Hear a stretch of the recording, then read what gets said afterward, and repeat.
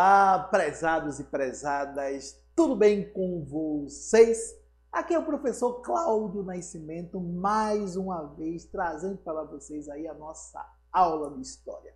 Uma aula do programa EducaPE da Secretaria de Educação do Estado de Pernambuco.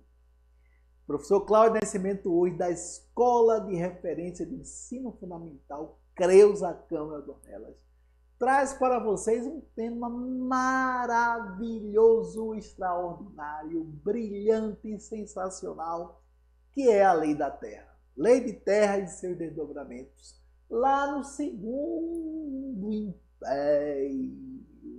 Igual aquela mulher da novela, né? Império. Segundo Império. Então a gente vai debater hoje, né? Então, vocês aí do 8º ano do ensino fundamental, a Lei de Terras e seus desdobramentos. Professor Cláudio Nascimento, aqui na nossa aula do EducaPE, mais uma vez com vocês, convidando vocês a entrarem na nossa nave da história para a gente discutir um pouco da Lei de Terra e seus desdobramentos. Vamos lá, garotada, vamos lá, sejam todos bem-vindos e bem-vindas, turminha. Vamos lá, conto agora, vamos lá. Se arrume aqui dentro da nossa nave, não é isso? Ocupe as poltronas e fique à vontade para nosso debate. Vamos lá. Então, Lei de Terra. Então, Lei de Terra. Professor, Lei de Terra? Lei de Terra no Segundo Império, 1850, não é isso? Então, vamos lá, acaba esse negócio de terras devolutas, simplesmente doação. Agora a terra tem que ser comprada pelo Estado. O Estado vai simplesmente ter incumbência de gerenciar as terras. Então a lei número 601, 18 de setembro de 1850, o que é que ela previa? O que é que essa lei previa? Então, amplamente conhecida como Lei de Terras. Observe, Lei de Terras, que foi um dispositivo legal, que pela primeira vez, né, buscou regulamentar o quê? Buscou regulamentar a questão fundiária no Império, a questão da terra, da posse da terra no Império. Né? Então, como é que fica a posse da terra? Então, esse ato, vejam, prezados e prezadas, determinou que a única forma de acesso às terras devolutas da nação, ou seja, fosse através da compra, né, ao Estado, em asta pública, garantindo, entretanto, que a revalidação das antigas seis-marias, né, aquelas doações, lá naqueles regimes de capitanias, que era então a forma de doação por terra, da doação da terra por parte do Estado, a iniciativa particular.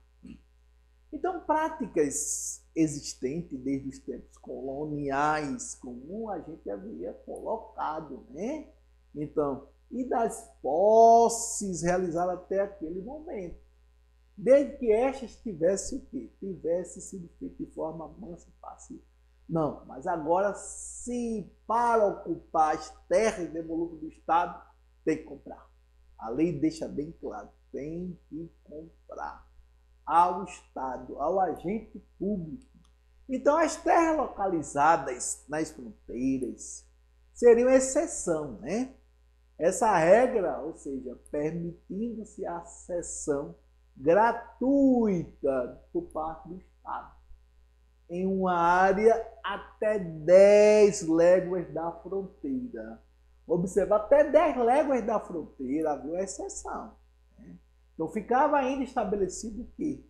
Ficava estabelecido um prazo, né, para que os proprietários, né, poceiros e seus meios, demarcassem, né, e registrassem suas terras, de forma que garantisse assim necessários títulos, né, de suas propriedades, sem os quais não poderiam hipotecar, vender ou alienar de qualquer outra forma. Vejam só, embora houvesse a exceção das terras próximas às 10 léguas da fronteira, o proprietário teria que registrar aquela propriedade para que ele pudesse vender, hipotecar, hipotecar, alienar, fazer o que ele bem entendesse, mas teria que ser registrado.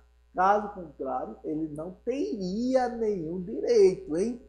Então vejamos, então a lei definiu penas para aqueles que se apossassem indevidamente os terrenos públicos ou privados e neles pusesse o que fogo, derrubasse mato, né? Sendo esse caso de expulsão de 6 meses a 2 anos e multa de 100 alqueires. Então vejamos, multa, pena. Então quem desobedecesse, quem tentasse entrar em propriedade do Estado sem autorização, levaria multa e pena de detenção. Então a lei era bem clara, entendeu? Bem clara. Então, vejam só. Então, da parte do Estado, então caberia apenas o quê? Demarcar as terras devolutas, destinadas à utilização pública. Então, aquelas terras devolutas, né? Com a fundação de povoações, colonização indígenas, né? E abertura de estradas e construção naval posterior colocação à venda. Então o Estado poderia, na realidade, só a ele, não é isso, demarcar as terras devolutas, né? Então ele poderia fazer o que ele bem entendesse, aceitamento indígena, abrir para rodovias, né? Colocar para embaixo o que ele quisesse, né? Então a receita proveniente da venda dessas terras seria o que? Destinada às novas demarcações. Para suprir o que? Uma segunda preocupação da lei de terra. Ou seja, a importação de quê? De colônias livres.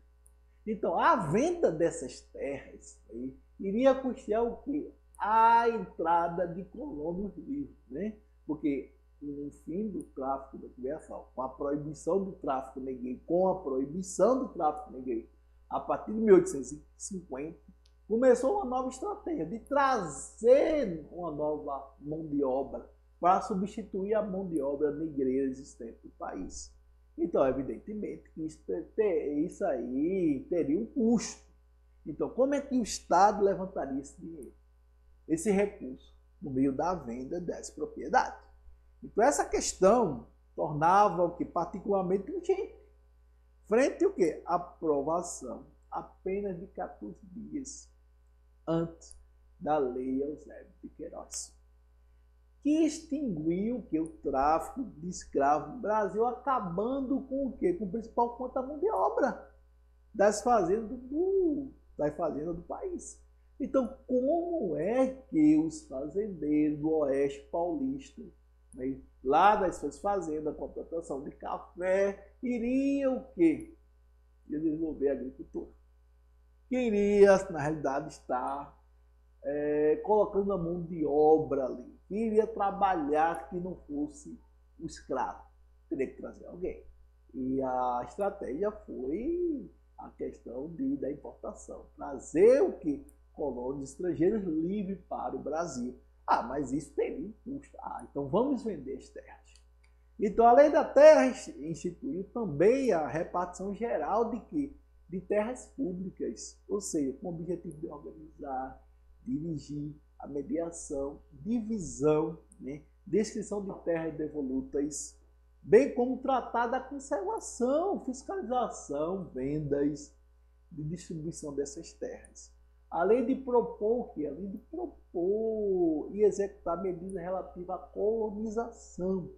Então, o decreto 1318, de 30 de janeiro de 1854, né, que deu instruções para a execução da lei, criou o quê? Criou ainda repartições especiais de terras públicas em cada província, que funcionaria como escritórios, né? Como escritórios centralizados, sendo dirigidos por delegado do diretor de repartição geral, que era assessorado por um fiscal e pelos oficiais, né, amanuenses necessários para o serviço. Então, a lei da terra era bem clara. Então, quem comprar teria a obrigação de conservar essas terras. Teria a obrigação. Então, aí vem a conveniência de uma definição da política da terra no Império. Ou seja, fez o quê? fez impreterível desde o raiar da independência. Então, em 15 de julho de 1822, uma decisão assinada por Dom Pedro I, então príncipe regente, né, determinou a suspensão das concessões das Seis Marias no país. Então, a partir de 1822, aí havia o quê? A suspensão das Seis Marias, das terras devolutas. Dessa forma, consolidou-se como uma única forma de acesso à terra desde as primeiras décadas do Império. Antes da aprovação da Lei da Terra, cabe destacar, então, outras tentativas de discussão surgiram sobre o tema, realizadas em diferentes momentos. E como coloquei, a primeira delas já em 1822, ano da independência, elaborada por José Bonifácio. Então, vejamos, como seria agora a divisão das terras. Então, o Estado não podia mais doar. Mas como é que o Estado ia doar se o Estado precisava de recursos? Então o deputado defendia que as Seis Marias, já concedidas e não cultivadas, devessem retornar ao patrimônio nacional, deixando o antigo comissário apenas meia légua quadrada, ou seja, a Seis Marias devia retornar. Então as terras deviam retornar para as mãos do Estado, para as mãos de quem? Para as mãos do Império. Então vejamos, com a obrigação de que fosse cultivada, advogava também pela regularização da posse, condicionada à existência do cultivo, podendo o quê? O proprietário perder. Caso o proprietário não cumprisse as obrigatoriedades, caso ele não cumprisse os seus deveres, ele poderia perder. Prazo determinado, é isso? Então, prazo determinado. Então, uma segunda tentativa de discussão do tema ocorreria com o padre Diogo Feijó a partir de 1829, sob um marco diferente de José Bonifácio. Toda a discussão. 1822, Dom Pedro acaba com a questão de Seis Marias. Em 1829, há outra nova discussão. Agora, sobre o marco de que? Semelhante ao de Bonifácio. Então, Feijó buscava o seu projeto que estimular a imigração. Então, vamos estimular a imigração de homens livres para o trabalho na lavoura. E combater o quê? Combater a concentração fundiária. Ou seja, capitaneada pelos sesmeiros e grandes poceiros, então, que apropriavam de largas extensões de terras, sem cultivá-la. Então, para Feijó, a produtividade da terra também era condição para garantir a concessão. Então, veio um projeto. Então, a gente precisa colonizar. A gente precisa atrair o quê?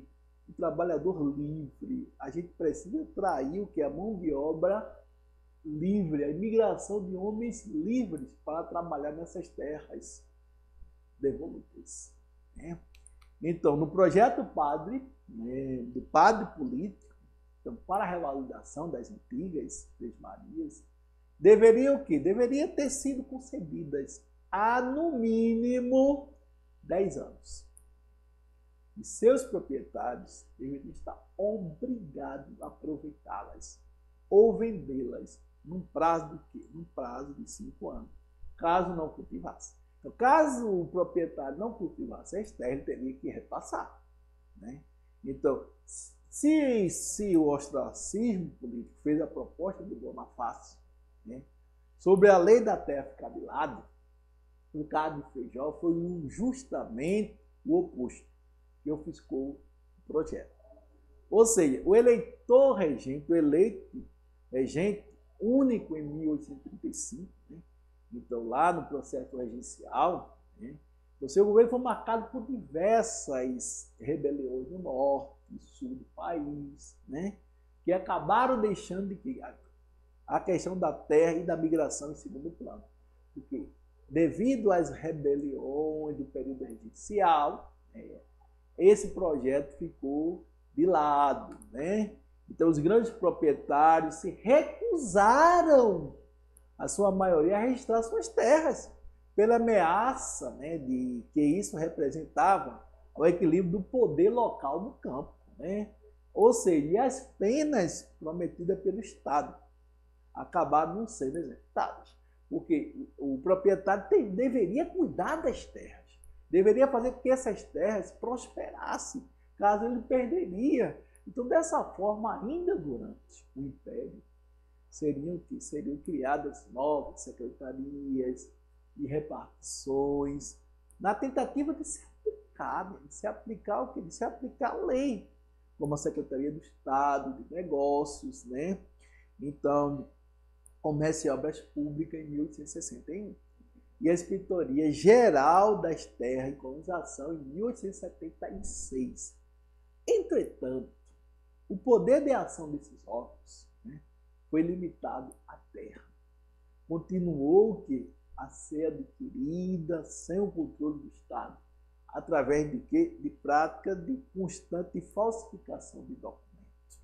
Então, mesmo com a criação dos órgãos, houve, na realidade, o quê? O descontrole. O Estado não conseguiu controlar as vendas ou a posse dessas terras, que eram, na realidade, vendidas com documentos falsificados. Então, vejamos, então, o segundo eixo da terra, da lei da terra, o fomento à imigração. Aí vem a questão da imigração, né? Também não teria um efeito imediato, apesar do fim do tráfico em 1850.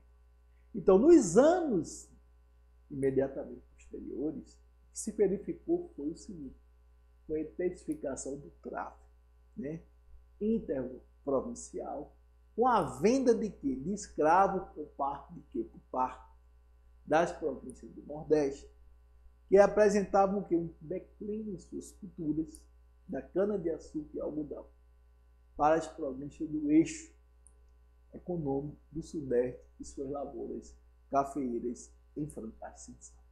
Então, como vocês observam, essa lei da terra foi uma lei, na realidade, que tinha por objetivo o quê? É controlar, na realidade, essa questão da venda das terras devolutas. Porque, a partir de então, o proprietário ele deveria ter direitos, mas também teria deveres. Aí, na realidade, evidentemente, quem iria comprar as terras? Quem iria comprar terra é quem tinha posse. E escravo não tinha posse, né? Escravo, infelizmente, não tinha posse. Então, na realidade, foram alijados desse processo. Então, eu trago para vocês aí uma referência muito interessante, né? Para você que queira se aprofundar, né? A política de terra, né? Do Marcos Carvalho, tem Cavalcante, a lei da terra, né? Isso. Tem o Fausto, a história do Brasil, né? Para quem queira se aprofundar. Então, a gente fica por aqui, né? Com essa aula maravilhosa de história, onde nós falamos um pouco dessa lei da terra, né? Lei de terra e seus desdobramentos no Segundo Império, né? Porque se mudou toda uma cultura, né? Uma cultura de doações feitas pelo Estado, né? Ou seja, o Estado, desde o período colonial, com as Seis Marias, que doavam terras, né? Por exemplo, o sistema de capitania deu terras a fidalgos colaboradores, né? Só que, na realidade, havia uma preocupação dessas terras prosperarem. E sabemos que apenas duas capitanias prosperou, Pernambuco e São Vicente. Então, chegamos ao século XIX, né, com a proposta, na realidade, Dom Pedro acaba com a Seis Marias, em 1822, né, e aí começa uma nova discussão, inclusive com o padre Feijó, no período regencial, mas a questão maior era como simplesmente substituir a mão de obra do tráfico negreiro. Além do mais, como fazer com que essas terras elas evoluíssem. E aqui nós ficamos, prezados e prezadas por mim, com essa aula maravilhosa de história. Espero que vocês aproveitem essa aula feita para vocês pela Secretaria de Educação do Estado de Pernambuco. Nosso projeto, nosso programa EducaTR. E aqui vamos todos desembarcarem na nossa nave. E para vocês, um tchauzinho e até a próxima aula. Tchau, tchauzinho!